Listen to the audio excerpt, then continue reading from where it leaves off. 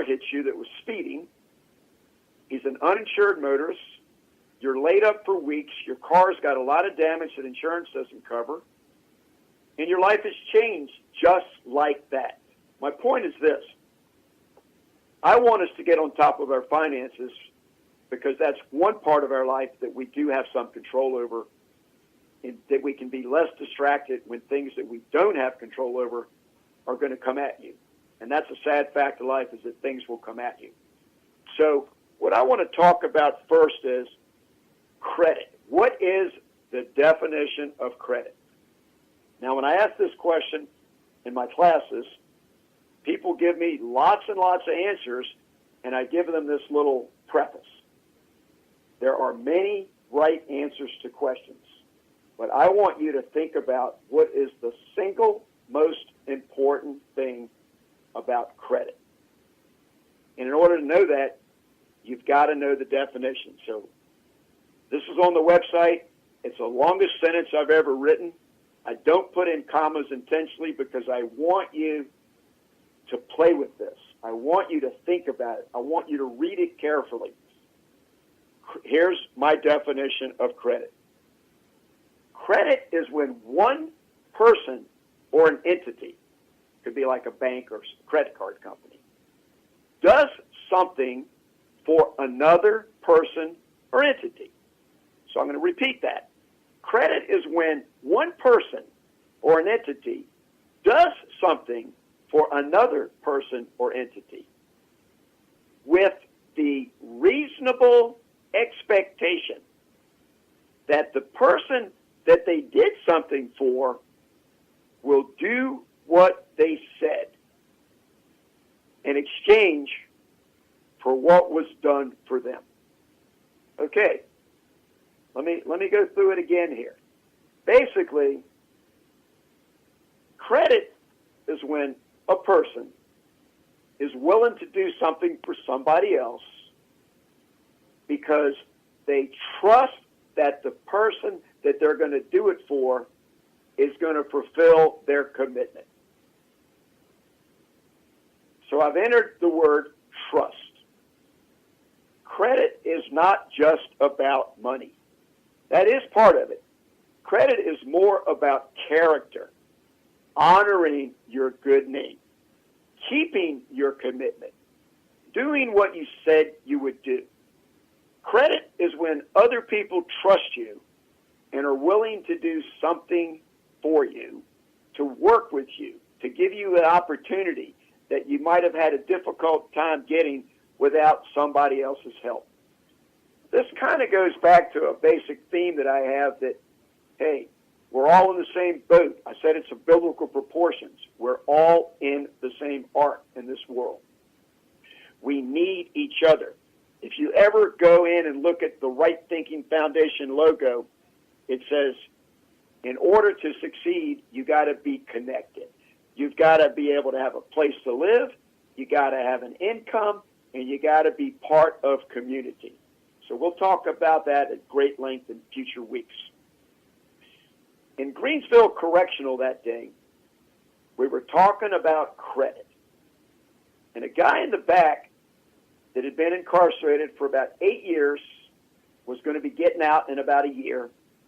And he had written letters to the 3 credit bureaus to find out what was still sitting on his credit so he could clean up his credit.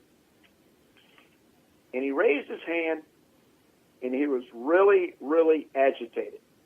He said, it said that they would give you a free credit report if you request it. And he said, I got a credit report from one of the 3 agencies there, services, but I haven't gotten it from the other 2. And his point was, how can I make them give me my credit report? And I said, well, let me ask you a question. You got one report, right? He said, yeah. And I said, and your score was really, really low, right? He said, yeah. And I said, you don't really need to see the other 2 reports. You don't need to be angry at them for not giving it to you. Yeah, they should give it to you, but that's the way life is sometimes. People don't cooperate. I said, but the point here is this. you know your score is really, really low. You don't need any more confirmation to that. So let's just move forward with how do you rebuild your credit? And I told him, credit is a process. Credit is a process that if you don't use it properly, it becomes a trap.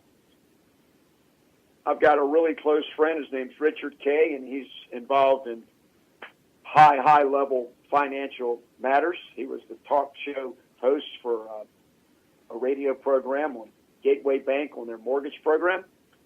And he's talked to me at length. We'll get him on the show soon.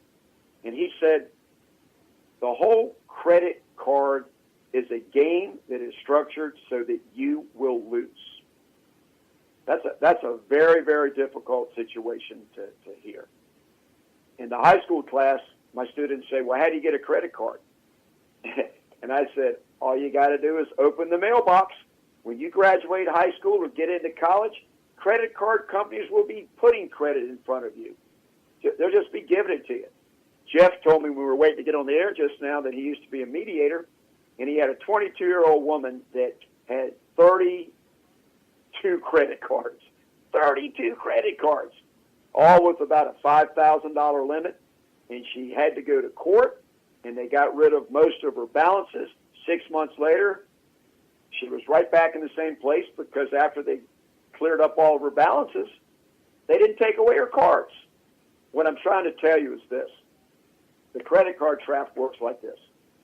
They give you credit, and you buy things that you can't afford, that you shouldn't be buying, and you think, well, I'm going to get paid next week, and I'll be able to pay this off because somebody told you that, hey, use a credit card. They don't charge you anything for the first 30 days from their statement, and you're using their money. It's free money. Well, it's not free money. It's only free money. That means no interest or no service charges if you use it properly. But most people, something comes up. Life gets in the way, and they end up having a problem with paying the bill properly. I have another close friend that's a high-powered lawyer, Chuck, and he used to be in the military, and he was in charge of a company of men, and he was in Germany.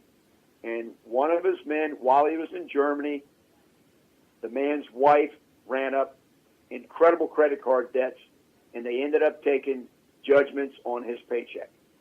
And Chuck told the guy, he said, hey, you got to get your wife to quit using your credit cards. Here's basically the credit card trap. If you use a credit card and it starts off at, say, 22% annual APR.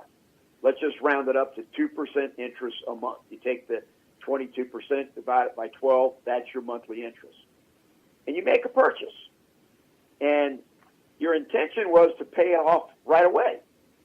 But between the day you made a purchase that you didn't really have the cash that you shouldn't have bought, and the next month when you're going to pay it off, something breaks down, your refrigerator, your car, whatever. Something comes up that requires the use of your money that was unexpected. So instead of making the payment in full, you end up making a minimum payment. If you only make a 5% payment on a $100 purchase and they're charging you 2% interest a month, assuming you make your payments on time every month, it takes 15 years for the last penny of that purchase to be paid off. That's unbelievable. So if you go to my website, rightthink.org, and look at Right Thinking on Credit, you'll see that as an illustration. What happens is that people start using a credit card for things that they don't have the money for, and then something else comes up unexpected, and their funds are diverted. This ties back into having to be on a budget, know how to handle your money, know what you can and can't afford. And so, simple example, you get a $500 credit card. What that means is you have an available limit. They give you up to $500, and it's zero the day you get it. And all you have to do is to call up and activate the card, and it's yours to start using. And then you charge $100. Doesn't seem like much. You'll pay it back quick as you can. But then something happens, something unexpected. You don't pay off the 100, and then before you know it, you got to charge the other 400, run up the card to its maximum of $500 because you don't have enough money to pay all your other bills, and you're stuck having to live off of credit until you can get on your feet. I'm going to share a personal story with you right now. I will tell you that I am qualified to discuss this subject. I am qualified to discuss this subject as well as anybody that I know. If you've been listening to my show and the interview that I had with Jeff back in November, I've had 15 surgeries. I've carried 2 cancers. I've been in and out of severe debt. Some of it might have been my fault, but some of it could very easily be simply because I didn't have enough income because I was out of work, and I ended up having to rely on credit. Thankfully, I've always had very, very high credit. I've kept my credit high. One of my main goals in life is to always have good credit. So here's what I'm going to tell you. I'm an entrepreneur. I'm in business for myself, and a lot of times you have to use credit. I'm a developer. Sometimes I don't have an income for a while I'm working on a project, and I use credit. Well, I have one credit card, a Chase Visa card, and my credit was so good, and I used it for my business as well as personal, and I have a $34,000 limit on that credit card.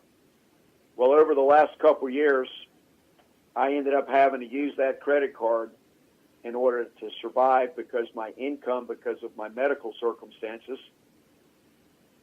was below what I needed each month. Credit needs to be there in order to help you buy time until you can get on your feet sometimes. That's one of the purposes of credit. There's other reasons you need credit too. If you want to buy a house, which would be one of the best investments of your life, where you're building equity in a house, if you can buy a house at a good value and then live in it and watch the equity grow, you're not going to be able to buy a house without credit. And if you have good credit, your interest rate's going to be lower than if you don't have good credit.